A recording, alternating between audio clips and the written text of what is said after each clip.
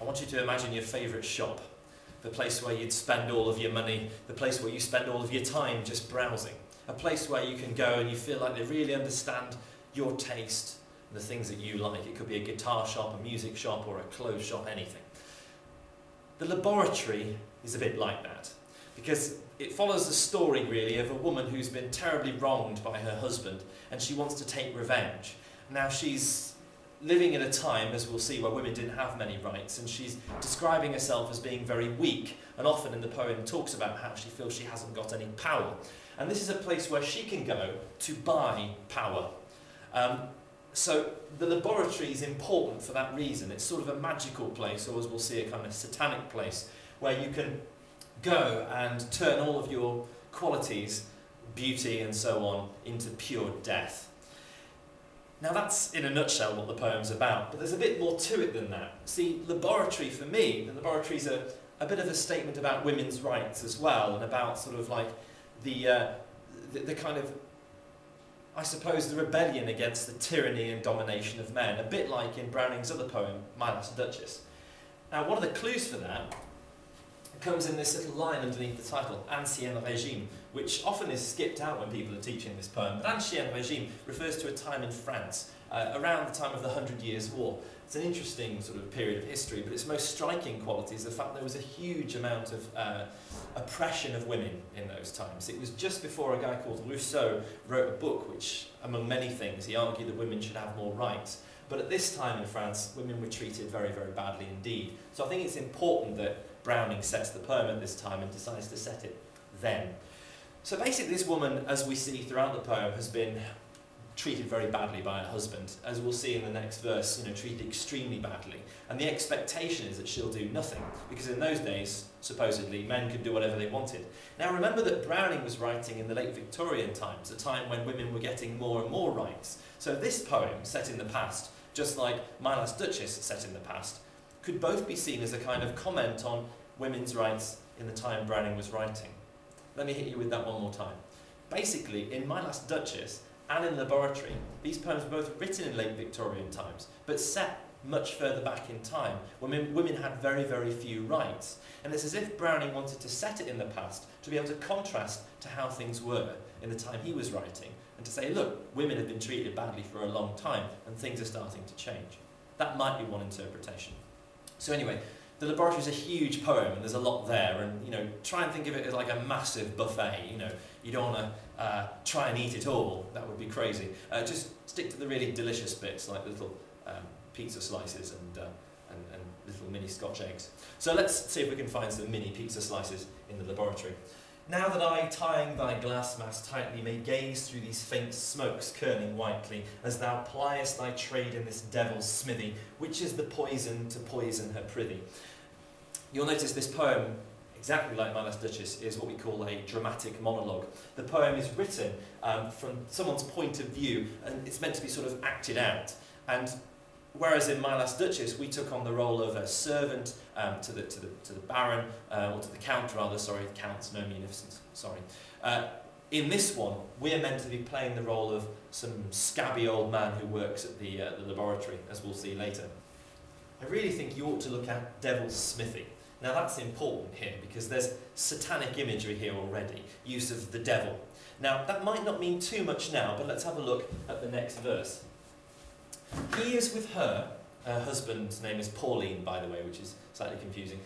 He is with her, and they know that I know where they are, what they do. They believe my tears flow, while they laugh at me fled to the drear empty church to pray God in. For them, I am here. And that's really interesting stuff here. There's a couple of bits I like to pull out. First of all, there's this kind of shocking kind of revelation of what her husband's been doing. He's not only been having an affair, and she knows about it, but he knows that she knows about it, and he's doing it anyway, which is awful, and really shows you the kind of awful treatment of women at the time the poem was written. So, looking at her anger, you can see in the writing here, he is with her, and they know that I know. Look how it's kind of like he is with her, and they, he and her become a they, a conspiracy against her. So the two of them merge together, form this kind of this sort of unit of hate. They know that I know where they are, what they do. They believe my tears flow. While they laugh at me fled to the drear empty church. The contrast between they and me, like she feels like she's being outnumbered, is quite interesting. I also like the way that he's balanced the sentence. While they laugh at me fled to the drear. Look what you've got here. You've got laugh, and at me. The repetition is so, she's angry first of all, they're mocking her. And also that it's directed at her. At me, laugh. You can hear the rage. But as interesting as that is, and also I like the bit, they believe my tears flow. It's like she's going, it's that kind of, she's trying to sort of reclaim a bit of her power because she's seen as being ganged upon by the kind of, the they. She's the lonely me. That's not the most interesting bit. For me, this bit is the most interesting bit. At me fled to the drear, empty church to pray God in. For them, the exclamation mark. Incidentally, what you want to do right now is pause this video, look at your copy of the poem, and underline just how many exclamation marks appear in this poem. This is a poem where the character gets very excited. But I like this, drear, empty church. And it's one of those bits like in Havisham, dark green pebbles for eyes, or in other poems where you've got a number of adjectives piled together. Fled to the drear, empty church. The church is empty. Now, who's in the church normally? God, supposedly. And in this church, the church that she's going to, there is no God. God has fled. Church to pray God in. The idea is that she goes to the church, or in going to the church, she feels no relief. She feels no help. So it's as if God has left her, as if the church is empty and she's been abandoned. But it gets better, because you've got drear, empty church. Drear suggests grey and miserable and dull. So there is no comfort in going to the boring, empty, cold church where there is no God. Instead, she goes to a place where there's colour and excitement. These faint smokes curling whitely as thou pliest thy trade in this devil's smithy. So you've got the contrast between God, who's seen as kind of boring and the right thing to do, which is seen as dull and dreary, versus the kind of sexy excitingness of evil. And that's really at the heart of this poem, the way that you can be seduced by doing wrong. So that's this bit here, I am here. It's like you've got a lovely little introduction there, drear empty church, devil's smithy, and we'll build up the excitement. So remember then, she's gone from the dreary, boring church to somewhere exciting, and you'll see evidence of that all the way through the poem. Grind away, moisten, and mash up thy paste, pound at thy powder, I'm not in haste. Have a look at those verbs. Check out the verbs on that. Grind, moisten, mash, pound. It's really sensuous stuff. Whereas the church was boring and grey, here she gets to watch a man grinding away at her poison, or moistening and mashing up his paste and pounding at his powder. And she's not in haste, she's enjoying it. Look, exclamation mark again, she's getting excited at seeing this man mashing up his paste. Better sit thus and observe thy strange things than go where men wait me and dance at the king's. In other words, it's actually more exciting for her to watch this man preparing a poison than it would be for her to go and interact with men. You know, literally, the poison here is more sexy than men at the dance. She is being seduced. She's being seduced. And that's even more apparent here.